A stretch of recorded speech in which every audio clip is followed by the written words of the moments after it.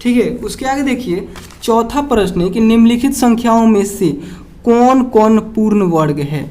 देखिए यहाँ पे क्या था कि बोला था कि जांच कीजिए। अब हम लोग क्या करेंगे, इसको एक ट्रिक के द्वारा ही हम लोग पता कर लेंगे कि कौन कौन पूर्ण वर्ग है और कौन कौन नहीं है। और यहाँ पे क्या बोल दिया था कि जांच कीजिए, जांच करने के लिए बोल दिया था, इसलिए हम लोगों ने इतना प्रोसेस किया इन सभी प्रश्नों में। ठीक है, पहले हम लोगों ने अभाज्य गुणनखंड निकाला, उसके बाद यहाँ पे लिखा कि 256 के सभी अभाज्य गुणनखंडों का जोड़ा बन जा रहा है, जोड़ा बनाया और जोड़ा बन जा रहा है, अतः 256 एक पूर्ण वर्ग संख्या। सभी में हम लोगों ने वैसे ही किया। ठीक है, लेकिन यहाँ पे अब हम लोग क्या करेंगे कि एक ट्रिक के द्वारा ही पता कर लेंगे। वह ट्रिक क्या है तो देखिए यहाँ पे लिख कर लाए हैं हम उसे। देखिए यहाँ पे है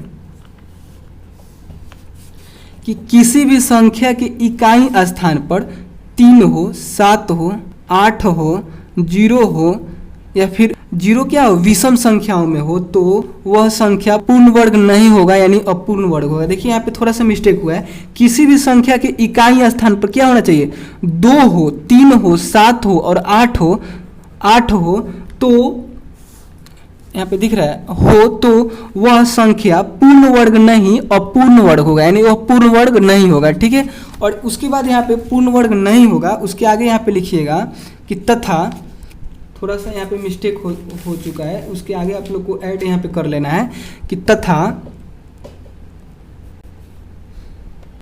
किसी भी संख्या के अंत में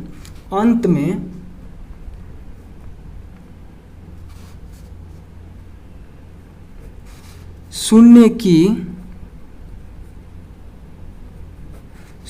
की संख्या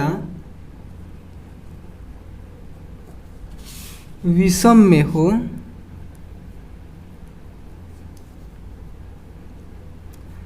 तो भी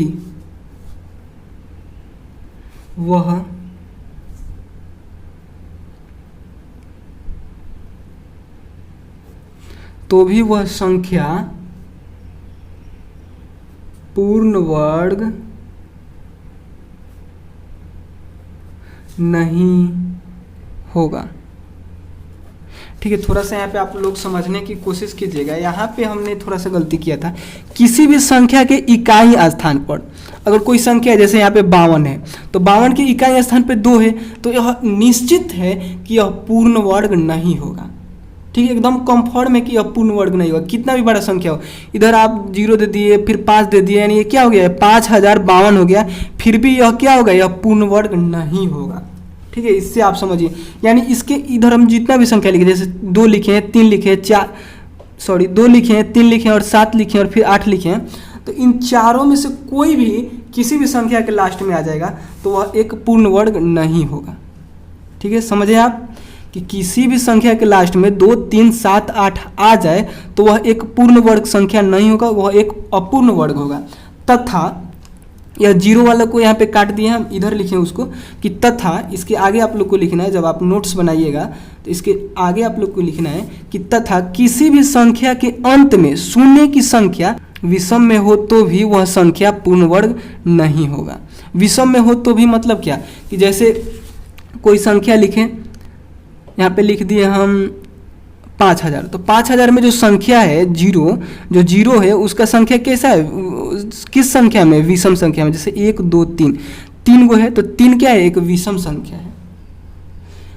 अगर यहीं पे 4 जीरो रहता तो ये हो सकता था कि हो, ठीक है, लेकिन अगर 3 गो जीरो है तो कंफर्म है कि नहीं होगा। ठीक है, अगर यहीं पे 5 जीरो रहेगा तो भी कंफर्म है कि नहीं होगा। यानी अगर किसी भी संख्या के लास्ट में 1 जीरो हो, 3 जीरो हो या फिर 5 जीरो हो या फिर 7 जीरो, ये सब जीरो इतना अगर संख्या में है तो वह पूर्ण वर्ग नहीं होगा। ठीक है, तो चलिए अब हम लोग इसके अगले प्रश्न को हल करते हैं। देखिए अगला प्रश्न है चौथा नंबर, निम्नलिखित संख्याओं में कौन कौन पूर्ण वर्ग है। तो हम लोग यहाँ पे अब हम लोग क्या करेंगे, ट्रिक से पहचानेंगे। ठीक है, तो जिसके लास्ट में जिसके किसी भी संख्या के लास्ट में जैसे हम बताएं, तो अगर इसमें से जिसके लास्ट में 2 निकल जाए, 2 निकल जाए, 3 निकल जाए, 7 निकल जाए और 8 निकल जाए तो उसको हम लोग पहले ही छांट देंगे। ठीक है, यहाँ पे लिख लेते हैं पहले इस प्रश्न के। पूरा प्रश्न आप लोग को लिखना है, हम केवल यहाँ पे अंक लिख रहे हैं, संख्या लिख रहे हैं, यानी 13, 16, 17, 48, 49, 64, 72, 343, फिर 3, 7, 3, 7, 5, 8। ठीक है, कितना भी लंबा हो हमको पीछे का केवल देखना है। ठीक है, यानी इकाई स्थान को देखना है। तो देखिए इसमें क्या 2 है, 3, तो देखिए 3 इसमें मिल रहा है, तो ये क्या होगा, यह एक पूर्ण वर्ग नहीं होगा, पहले ही इसको हटा देंगे। ठीक है, देखिए इसमें 6 नहीं है, यानी यह हो सकता है। 7 इसमें है, यानी यह नहीं होगा। इकाई स्थान को आपको देखना है, अगर इसमें से होगा तो वह नहीं होगा, उसको पहले ही हम लोग काट देंगे। ठीक है, फिर देखिए 48 के लास्ट में क्या है, 8 है, 8 है ना, तो इसमें देखिए तो 8 है, हाँ यहाँ पे 8 है, तो इसको भी हम लोग काट देंगे। 49 के लास्ट में 9 है, इसमें देखेंगे 9 है तो 9 नहीं है, तो इसको हम लोग टिक लगाएंगे, नहीं ये हो सकता है। कंफर्म नहीं है कि ये होगा ही होगा, ठीक है, लेकिन अगर इसमें से कोई मिल जा रहा है तो एकदम निश्चित है कि नहीं होगा। देखिए अब यहाँ पे देखिए 4 इसमें मिल रहा है तो नहीं मिल रहा है, तो इसलिए ये हो सकता है। ठीक है, यहाँ पे देखिए 2 इसमें मिल रहा है, हाँ मिल रहा है, तो ये निश्चित है कि 72 नहीं होगा। फिर देखिए 3 भी मिल रहा है तो ये निश्चित है कि ये नहीं होगा। फिर 8 भी मिल रहा है तो ये निश्चित है कि नहीं होगा, कितना भी बड़ा संख्या हो। यानी होने में कौन कौन सा है, 16 है, 49 है और 64 है। तो यहाँ पे लिखेंगे हल में, इसके हल में क्या लिखेंगे, 16 और 49 और 64। इसका ऐसे ही हम लोग को हल में नहीं लिख देना कि ये होगा, ऐसे जांचने के बाद फिर से हम लोग को क्या करना है, यही प्राइम फैक्टराइजेशन करना है। ठीक है, यानी अभाज्य गुणनखंड करके पता करना है। जैसे देखिए 16, तो 16 का हम लोग अभाज्य गुणनखंड करेंगे, यानी 2 से कटाएंगे तो ये हो जाएगा 8, फिर 2 से कटाएंगे तो हो जाएगा 4, फिर 2 से कटाएंगे तो हो जाएगा 2। इसको कटाने के बाद कितना आया, 4 गो 2 आया। तो इसका हम लोग पेयर बना रहे हैं, तो पेयर बन जा रहा है, यानी यह क्या है, यह एक पूर्ण वर्ग है। फिर देखिए 49 को फिर हम लोग कटाएंगे तो ये देखिए 2 से नहीं कटेगा,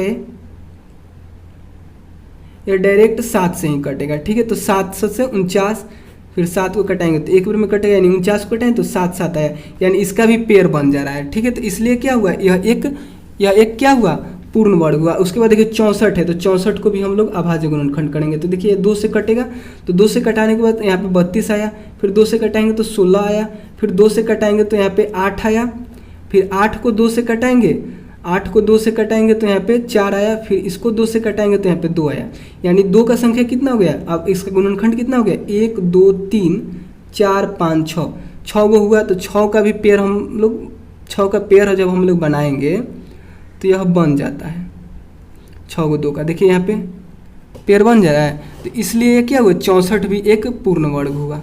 ठीक है, देखिए इस ट्रिक पे आपको, देखिए इस पे तो आप लोग को विश्वास करना है कि अगर किसी भी संख्या का लास्ट में 2 हो, 3 हो, 7 हो, 8 हो, या फिर 0 की संख्या विषम में हो, तो वह क्या होगा, वह एक पूर्ण वर्ग संख्या नहीं होगा।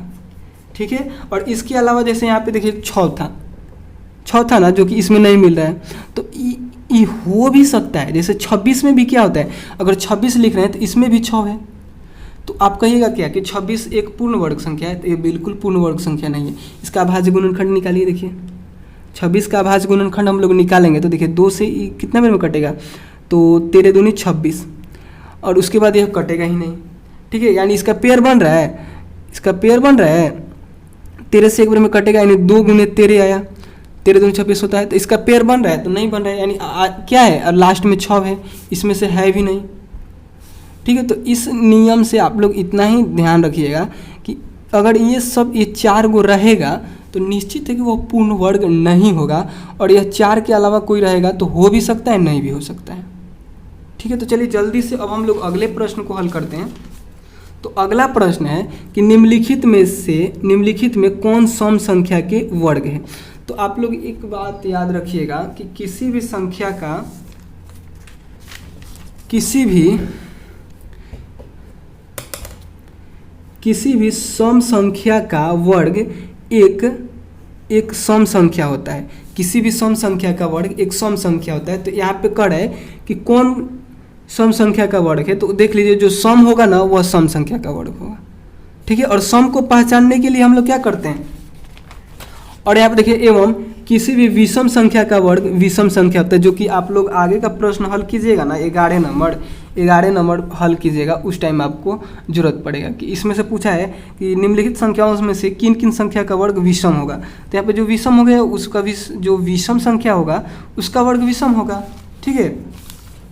तो उस टाइम भी इस कॉन्सेप्ट का आप लोग को जरूरत पड़ेगा। और हम समझ लेते हैं कि सम और विषम क्या होता है। तो किसी भी संख्या के इकाई स्थान पर 0 हो, 2 हो, 4 हो, 6 हो, 8 हो तो वह क्या कहलाएगा, वह एक सम संख्या कहलाएगा। तथा किसी भी संख्या के इकाई स्थान पर 1 हो, 3 हो, 5 हो, 7 हो, 9 हो तो वह एक विषम संख्या कहलाता है। तो देखिए हम यहाँ पे पहचानते हैं जो सम होगा वह सम संख्या का वर्ग होगा और जो विषम होगा वह विषम संख्या का वर्ग होगा। पहचानने के लिए हम बता दिए। तो यहाँ पे देखिए 9 है, तो ये तो विषम है नहीं, इसको पहले ही हटा देंगे, यानी इसका हल हो नहीं सकता।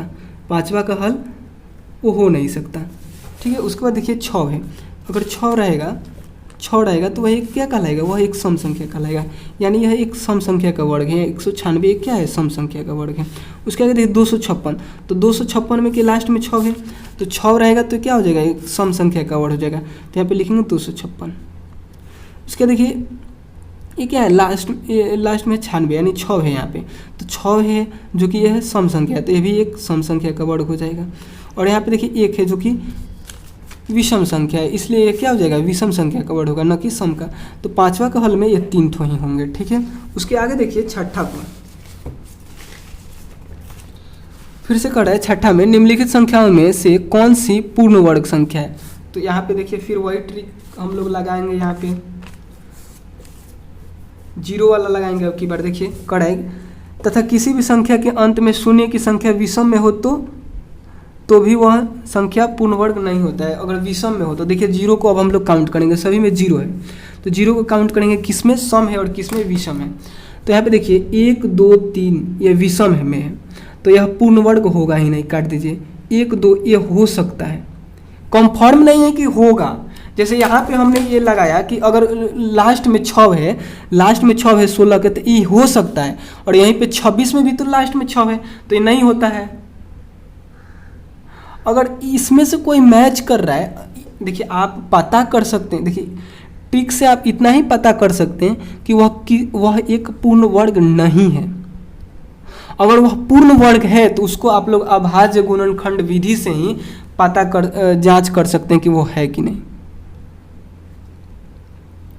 ठीक है। तो इस ट्रिक से हम लोग इतना क्या करते हैं कि हम लोग कम से कम ये तो जान लेते हैं ना कि बहुत सारे को छांट देते हैं। जैसे यहाँ पे देखिए इतना था, तो इसमें से हम लोग पहले ही इसको छांट दिए, इसको छांट दिए और क्या इसको छांटे, उसके बाद जो ये बचा और ये बचा, तो हम लोग क्या किए, इनको अभाज्य गुणनखंड करके जाँच लिए, ठीक है। तो वैसे ही यहाँ पे करेंगे। देखिए यहाँ पे 1 0 है, यानी क्या है, विषम में, ये भी नहीं होगा।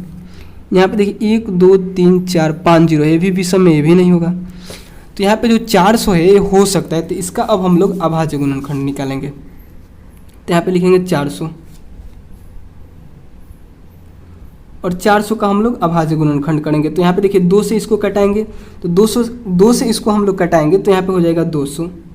फिर 2 से कटाएंगे तो यहाँ पे हो जाएगा 100, फिर 2 से कटाएंगे तो यहाँ पे हो जाएगा 50, फिर 2 से कटाएंगे तो यहाँ पे हो जाएगा 25, फिर 5 से कटाएंगे, अब 3 से कटेगा नहीं, 2 से कटेगा नहीं, एक ही बार 5 से कटेगा, तो 5 से कटाएंगे तो यहाँ पे हो जाएगा 5, फिर 5 से कटाएंगे तो यह एक बार में 5 कटेगा। यानी इसको अभाज्य गुणनखंड करने के बाद क्या क्या आया, तो 2 गुने 2 1 2 3 4, 4 बार 2 आया और 5 का संख्या 2 बार आया। अब इसका हम लोग पेयर बनाएंगे, तो देखिए पेयर बन जा रहा है, ये एक साथ, ये एक साथ और ये एक साथ, यानी यह क्या है, यह एक पूर्ण वर्ग संख्या है, ठीक है। तो 6ठा के हल में आप लोग को लिखना है, कड़ा था कि कौन कौन इसमें से पूर्ण वर्ग होगा, तो यह 400 है, वही केवल पूर्ण वर्ग होगा, ठीक है। अगर हम लोग को ट्रिक नहीं पता रहता 0 वाला, तो जो अभाज्य गुणनखंड प्रक्रिया हमने एक के साथ किया वह सभी के साथ करना पड़ता, और इस प्रकार यह क्या हो जाता, लंबा हो जाता थोड़ा, ठीक है। तो इस ट्रिक से हम लोग इन तीन को पहले ही छांट दिए, उसके बाद ये जो बचा इसको हम लोगों ने अभाज्य गुणनखंड निकाला और पेड़ बन गया, तो हमने कह दिया कि यह एक पूर्ण वर्ग है। ठीक है, शायद आप लोग समझ रहे होंगे, नहीं समझ में आ रहा होगा तो आप लोग कमेंट कीजिएगा, हम आपको जरूर बताएंगे। ठीक है, उसके बाद देखिए कोष्टक में सही संख्या लिखें। यहाँ पे क्या करना है कि जो खाली स्थान है इसको भरना है। तो इसको कैसे भरना है, तो यह जो संख्या दिया गया है यह क्या है, क्रमागत संख्या है। यानी इस पे भी एक नियम है, देखिए दो क्रमागत संख्याओं का वर्ग का अंतर उन दोनों संख्याओं का योग होता है। यानी अगर कोई संख्या है, जैसे यहाँ पे है जैसे 4 का स्क्वायर, 4 का स्क्वायर माइनस 3 का स्क्वायर, तो इन दोनों को जब हम लोग वर्ग करके घटाएंगे तो क्या होगा, जैसे यहाँ पे आपको हम बता दें, जैसे यहाँ पे ही समझिए, जैसे 4 का स्क्वायर, तो 4 का स्क्वायर कितना होता है 16 और 3 का स्क्वायर कितना होता है 9, और इन दोनों को जब हम लोग घटाएंगे तो कितना आ जाएगा, जब 16 में से 9 को घटाएंगे तो यहाँ पे हो जाएगा 7। ठीक है, 7 हुआ ना। और इसको हम लोग क्या करते हैं, इतना झंझट किए बगैर इस 4 को और इसको हम लोग जोड़ देते हैं, फिर भी इतना आ जाता है। ठीक है, यानी दो क्रमागत संख्याओं का वर्ग का अंतर दोनों संख्याओं का क्या होता है, योग होता है। यानी आप इसको स्क्वायर करिए फिर उसको घटाइए या फिर डायरेक्ट इन दोनों को जोड़ दीजिए तो उतना ही हो जाता है। ठीक, उसी प्रकार यहाँ पे 24 और 23 ये दोनों लगातार संख्या है, तो इसका हम लोगों को क्या करना है, इसका हम लोगों को वर्ग का अंतर बताना है। तो हम लोग क्या करेंगे, इन दोनों को जोड़ देंगे। यानी इन दोनों को जोड़ेंगे तो कितना हो जाएगा, 4 में 3 को जोड़ेंगे तो 7 हो जाएगा, और 2 में 2 को जोड़ेंगे तो 4 हो जाएगा। यानी 7वां का ए में आप लोगों को क्या भरना है, 47 भरना है। यह ऐसे क्यों होता है हम आपको आगे बताएंगे। ठीक है, पहले इन सभी प्रश्नों को हल कर लेते हैं। तो 7वां का जो पहला है मतलब ए है, उसमें आप लोग को 47 भरना है, और दूसरा को देखिए, दूसरा में है 102 और 101, ये भी लगातार है, तो इन दोनों को भी हम लोग क्या करेंगे, जोड़ लेंगे। तो बी में आप लोग को जोड़कर भर देना है। क्या होगा, जोड़ेंगे तो यहाँ पे क्या हो जाएगा, तो जोड़ेंगे तो हो जाएगा, जब 2 में 1 को जोड़ेंगे तो हो जाएगा 3, फिर 0 और फिर 1 1 2 हो जाएगा, यानी 203 हो जाएगा। ठीक है, इसमें क्या भरना है आपको, एक जो खाली कोष्टक है उसमें भरना है 203। सी में है 501 और 500, तो इसको जब आप लोग जोड़िएगा तो यहाँ पे हो जाएगा 1001। ठीक है, उसके बाद है 400 और 399, तो इन दोनों को जोड़िएगा डी नंबर में, तो यहाँ पे हो जाएगा 799। ठीक है, और अगर आप लोग को विश्वास नहीं है तो इसका आप लोग स्क्वायर निकालिए, यानी 400 में 400 से गुना कीजिए। ठीक है, और फिर जो आएगा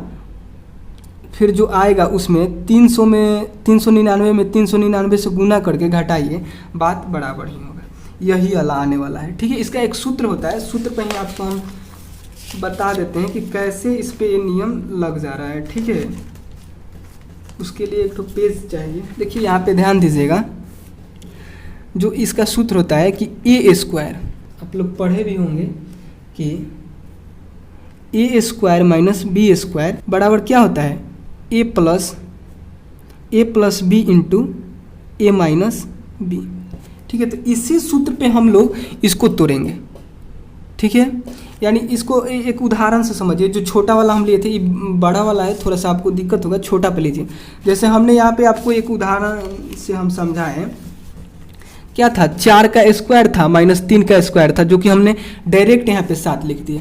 क्यों लिखा है यहाँ पे देखिए, तो जब इसको हम लोग सूत्र पे लाते हैं, जैसे इस सूत्र पे है ये, इस सूत्र पे है ये, ए का स्क्वायर ये हो गया और बी का स्क्वायर ये हो गया, तो इसको जब हम लोग इस सूत्र पे लाएंगे तो ये हो जाएगा 4 + 3, फिर यहाँ पे हो जाएगा 4 - 3।